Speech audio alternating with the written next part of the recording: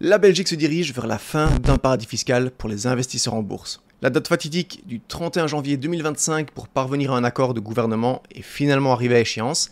Et dans cette vidéo, on va parler de la fiscalité en Belgique pour les investissements boursiers. On entend souvent dire que la Belgique est un paradis fiscal pour les investisseurs, mais est-ce vraiment le cas? Quelles sont les taxes sur les plus-values et les dividendes? Quelle est cette fameuse TOB à payer tous les mois? Et quels vont être les changements probables apportés par le nouveau gouvernement? Je vous propose de parler de tout ça dans cette vidéo. TOB, taxe sur les opérations de bourse. Commençons par la TOB ou taxe sur opérations de bourse. En Belgique, chaque fois que vous achetez ou vendez un titre, vous devez payer une taxe.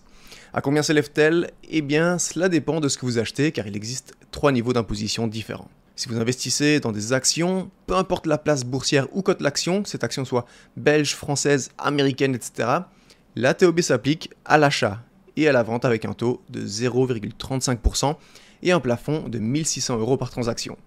Prenons un exemple. Vous achetez 5 actions Apple, l'action vaut 200 €. Vous achetez au total pour 1 000 € d'actions Apple. La TOB est de 0,35, ce qui veut dire que vous payez 3,50 € de taxes sur les opérations de bourse. Quelques mois plus tard, le cours de l'action Apple grimpe et vaut désormais 230 €. Vous décidez de vendre vos 5 actions, ce qui fait 1 150 €. La TOB s'applique à nouveau, 0,35% de 1 150 €. Vous payez 4,02 € de taxes. Comme je vous l'ai dit, il y a un plafond de 1 600 € par transaction, et je l'ai calculé, il faudrait que vous investissiez plus de 457 142 € en une transaction pour atteindre ce plafond, donc je ne pense pas que ça s'applique à beaucoup d'investisseurs. Passons aux obligations, elles sont un petit peu plus avantageuses. Les achats et ventes d'obligations sont taxés à 0,12% avec un plafond de 1 300 € par transaction. Le calcul est identique, vous achetez pour 2 000 € d'obligations, vous payez 2 000 € x 0,12, soit 2,40 € de TOB. Pour les ETF, les fonds négociés en bourse, là il faut faire attention car tout dépend du domicile fiscal de l'ETF. Si c'est un ETF domicilié hors Europe, qui ne figure pas sur une liste établie par une autorité de contrôle de l'espace économique européen, et on peut les repérer d'ailleurs en regardant le code ISIN, c'est l'identifiant de l'ETF.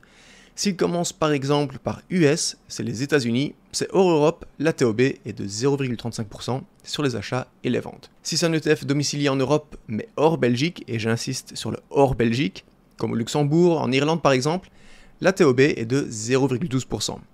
Maintenant attention, si l'ETF est enregistré en Belgique ou qu'un de ses compartiments est enregistré en Belgique, et pour expliquer ce système de compartiment très simplement, prenez un ETF qui peut être proposé en plusieurs versions, par exemple pour pouvoir coter en plusieurs devises ou bien pour le proposer en capitalisant et distribuant.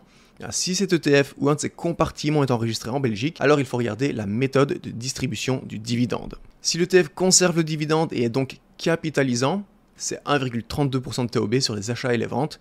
Si l'ETF est distribuant, il distribue ses dividendes, alors la TOB est de 0,12%. Cette taxe peut être un frein pour les investisseurs actifs qui font du trading de manière fréquente, car il faut payer cette TOB à chaque transaction et elle grignote progressivement les gains. En revanche, pour ceux qui investissent à long terme et qui font peu de transactions, la TOB reste au final très faible. Si vous êtes résident fiscal belge et voulez réduire l'impact de la TOB, alors retenez simplement qu'il faut privilégier les ETF européens mais hors Belgique pour limiter la taxe à 0,12% et minimiser le nombre de transactions. Si vous êtes chez un courtier comme Lynx, Bolero ou encore DeGiro, cette TOB est prélevée automatiquement à chaque transaction et est reversée pour vous à l'administration fiscale, donc vous n'avez strictement rien à faire. Si par contre vous êtes chez un autre courtier qui ne le fait pas, alors c'est à vous de calculer chaque mois la TOB et de la reverser à l'État. Avec l'arrivée d'un nouveau gouvernement, pour le moment, rien ne devrait changer au niveau de cette TOB. Taxation sur les plus-values boursières. Là, on arrive à l'un des plus gros avantages fiscaux de la Belgique, l'absence totale de taxation sur les plus-values boursières pour les investisseurs particuliers. Et oui, contrairement à la France où nos voisins payent la flat tax de 30% sur leurs plus-values, en Belgique, si vous achetez des actions et que vous les revendez plus cher, vous ne payez aucun impôt sur cette plus-value. Cependant, attention, il y a des exceptions à cette règle. L'administration fiscale peut vous requalifier en tant que professionnel si vous effectuez un très grand nombre d'opérations ou que vous tradez à plein temps. Imaginons que par exemple, que ce soit votre revenu principal. Bien dans ce cas, vos gains seront taxés comme un revenu ordinaire. Attention aussi à certains produits spécifiques, par exemple certains fonds immobiliers ou SICAFI sont soumis à une taxation spécifique de 33% sur les plus-values, ou bien encore les fonds et les ETF composés d'au moins 10% d'obligations. Là aussi, il existe une taxe de 30% sur les bénéfices réalisés lors de la vente. Donc vous l'avez compris, Cette exonération sur les plus-values d'actions est donc un énorme avantage fiscal pour les résidents belges qui investissent en bourse, et c'est la raison pour laquelle la Belgique est souvent qualifiée de paradis fiscal. Cependant, les beaux jours risquent bientôt d'être derrière nous avec le nouveau gouvernement qui souhaite taxer ces plus-values. Au moment où je tournais cette vidéo, il n'y avait pas encore d'annonce officielle, mais on fonce tout droit vers une taxation des plus-values de l'ordre de 5 à 10%, avec peut-être une exonération en dessous de 10 000 € de bénéfices par an. Affaire à suivre, je vous tiendrai au courant de ce qu'il se passe, donc profitez-en pour vous abonner à la chaîne et activer la petite cloche des notifications si ce n'est pas encore fait. Cette vidéo était prête à être publiée ce dimanche sur YouTube et évidemment la nouvelle est tombée, c'est confirmé, on aura bien une taxation sur les plus-values de 10% en Belgique avec apparemment une exonération d'impôt sur les 10 000 premiers euros de bénéfices par année. On ne sait pas encore quand ça sera signé, acté, ni quand ça commencera à être effectif, probablement à partir du 1er janvier 2026. Donc affaire à suivre, mais voilà, petit aparté pour vous dire que oui, c'est confirmé, taxation de 10% sur les plus-values en Belgique. Taxe sur les comptes titres. Depuis quelques années, le 26 février 2021 plus exactement, le gouvernement belge a introduit une nouvelle taxe, la taxe sur les comptes titres. Cette taxe s'applique si votre compte titre dépasse 1 million d'euros. Le taux est de 0,15% et s'applique sur la valeur moyenne des actifs. C'est-à-dire que si en début d'année vous aviez un compte titre valorisé à 950 000 €, puis quelques mois plus tard, la valeur est passée à 1,3 million, puis a fluctué, etc. Et on fait la moyenne sur l'année. Si cette moyenne est au-dessus de 1 million d'euros, vous payez une taxe de 0,15%. Cette taxe concerne tous les titres cotés et non cotés, actions, obligations, ETF, etc. Cependant, les assurances-vie et certains produits bancaires ne sont pas concernés. En réalité, cette taxe ne touche qu'une minorité d'investisseurs, ceux dont le patrimoine en bourse dépasse 1 million d'euros. Donc si vous êtes un investisseur particulier avec un portefeuille plus modeste, cette taxe n'aura aucun impact pour vous. Et là aussi, le gouvernement souhaite relever cette taxe en la passant de 0,15 à 0,25%, et je vous tiendrai au courant de ce qu'il en est. Taxation des dividendes. Les dividendes perçus par un résident belge sont soumis au précompte mobilier qui s'élève actuellement à 30%. Ce taux s'applique aux dividendes versés par des entreprises belges et étrangères. Et attention, car si ce sont des dividendes étrangers, vous allez payer plus que 30%.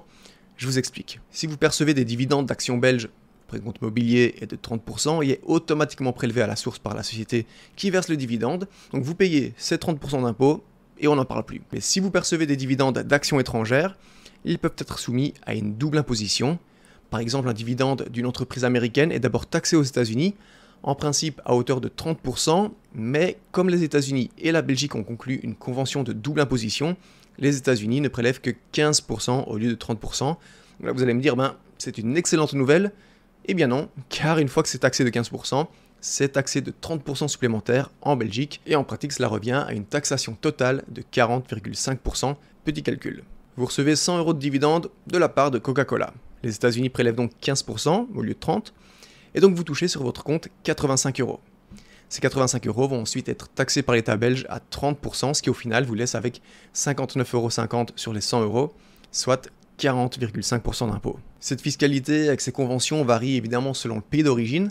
Par exemple, les dividendes d'actions françaises sont soumises à une retenue à la source de 12,8% en France avant d'être imposées à 30% en Belgique après déduction. Il y a quand même une bonne nouvelle, une partie des dividendes n'est pas soumise à l'impôt. Pour l'année fiscale 2024 et donc déclaration en 2025, les 833 premiers euros de dividendes sont exonérés d'impôt. Ici, encore heureux, pas de changement prévu pour le moment par le nouveau gouvernement. Alors la Belgique est-elle un paradis fiscal pour les investisseurs en bourse? Eh bien, oui et non. D'un côté, l'absence pour le moment de taxation sur les plus-values boursières est un avantage énorme par rapport à d'autres pays, donc c'est clairement un point fort pour ceux qui veulent investir sur le long terme sans se soucier de l'impôt sur leurs gains. D'un autre côté, il y a la TOB qui peut peser sur les transactions fréquentes, et si votre courtier ne s'en charge pas pour vous, ça peut être un petit peu fastidieux de devoir le faire vous-même chaque mois. En conclusion, je pense qu'en Belgique, on n'a pas à se plaindre, mais encore une fois, attention, car le gouvernement souhaite mettre un terme à cette fiscalité avantageuse. Donc pour le moment, la Belgique reste un pays très intéressant